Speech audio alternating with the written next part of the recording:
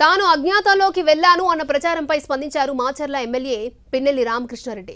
తాను వ్యక్తిగత పనుల మీద హైదరాబాద్లో ఉన్నానని ఎక్కడికి వెళ్లిపోవాల్సిన అవసరం తనకు లేదు అన్నారు. తనపై జరుగుతున్న దుష్ప్రచారాన్ని ఖండించారు ఎమ్మెల్యే పిన్నెల్లి రామకృష్ణారెడ్డి. అయితే పల్నాడులో గొడవల తర్వాత పిన్నెల్లి బ్రదర్స్ అజ్ఞాతంలోకి వెళ్లారనే ప్రచారం జరిగింది. కారంపూడి అల్లర్ల అనంతరం ఇద్దరూ కనిపించకుండా పోయారు. అయితే దీనిపై స్పందించారు పిన్నెల్లి రామకృష్ణారెడ్డి.